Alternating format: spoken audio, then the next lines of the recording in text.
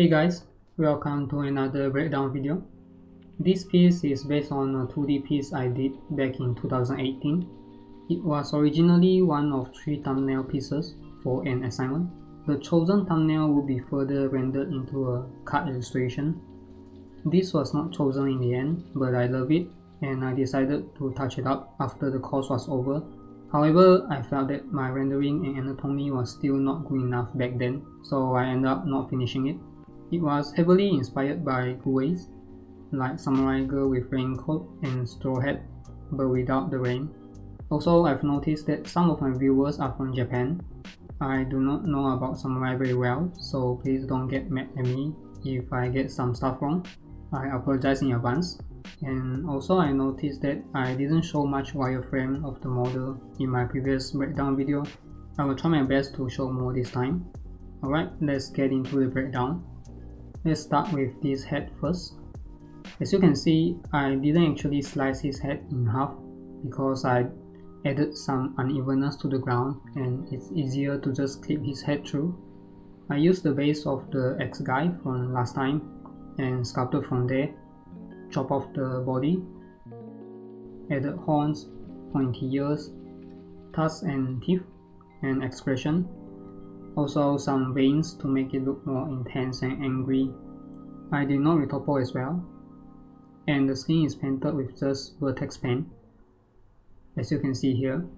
Because his skin is just red, and I gave the bump higher strength than usual to make his skin rougher. Also painted some blood around the slash area. The cross section here is just a darker shade of red because this part is mostly out of view. The teeth is just a simple material with noise in the bump. The eyes, however, is more complicated than the eyes I normally use, and I don't exactly understand everything. I just blindly follow a tutorial to get this, so I'll just leave a link in the description below if you want to know more. I'll give you a brief look here.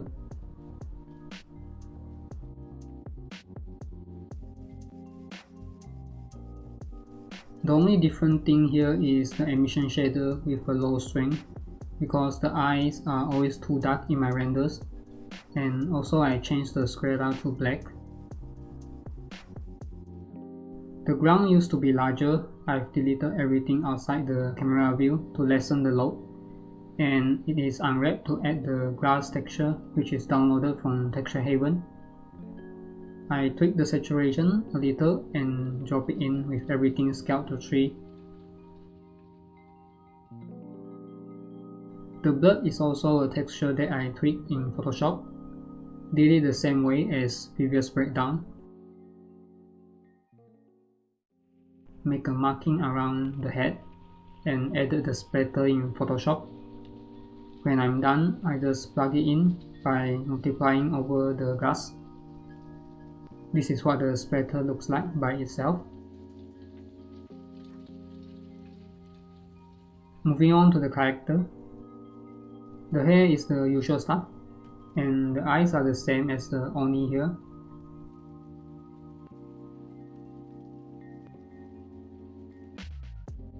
I did not retopple her as well, and this is not how you're supposed to unwrap, of course. This is very roughly done only to texture paint the part I want, so it's just a face and neck.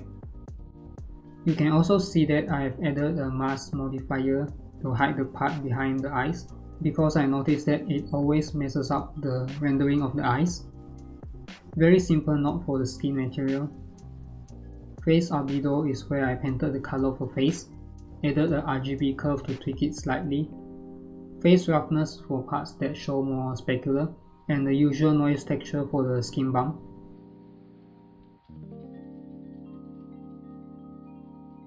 Her body, shirt, and pants is parented to the armature with automatic weight.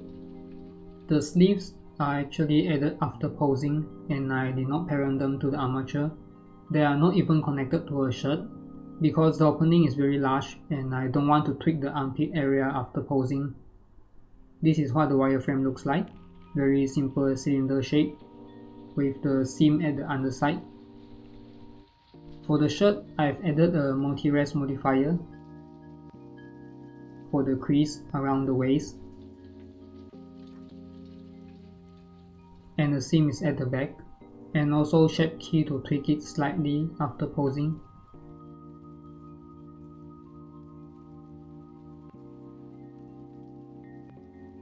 Before and after. Same thing for the waist part and her pants. Also a simple cylinder with seam at the back. For the pants, it's at the side. This is a hakama pants, and the folds are molded in because they are very long and they go from top to bottom.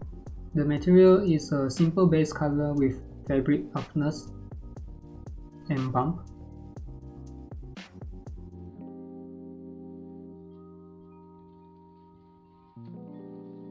The straw hat is pretty simple as well. Just a noise texture in the bump with a gradient set to radial. This is the wireframe, unwrapped without a seam.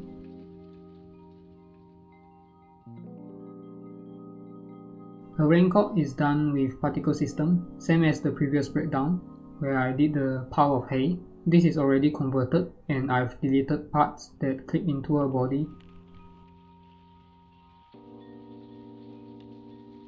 The underlying mesh is a simple cape shape with noise texture to look like dense straw. The part around her neck is just the same material as the straw hat.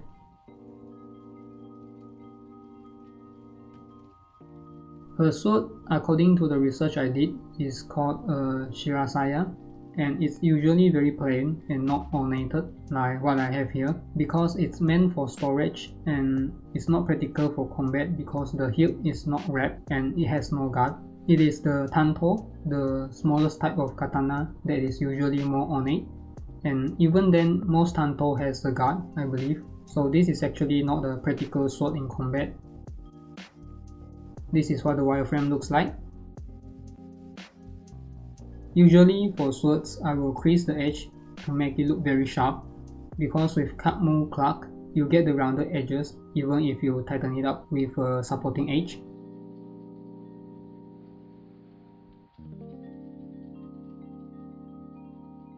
It still has the mirror modifier. Same thing for the scabbard. The ornament here is actually just the same material as the eyes, but different color. This is the knot for the wood material.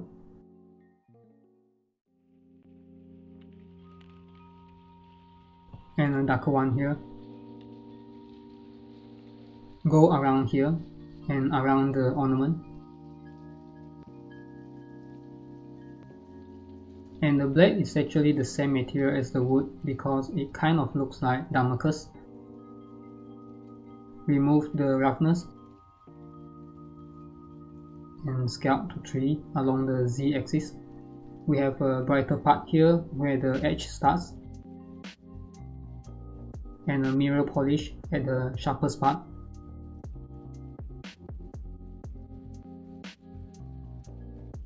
The camera's focal length is set to 100 for a flatter look, and the render size is a 4:5 ratio for a portrait.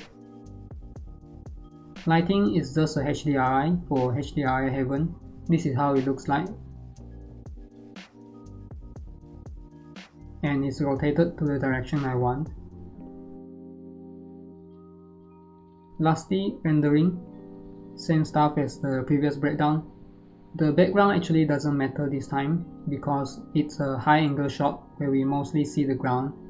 But her feet is out of frame, so I didn't even give her shoes. Okay, I think I've covered everything. Hope you find this helpful. Comment down below if you have any question, and as usual, the tutorial I use are in the description below, as well as my previous videos. I will be working on a friend's character next. Here's a little sneak peek.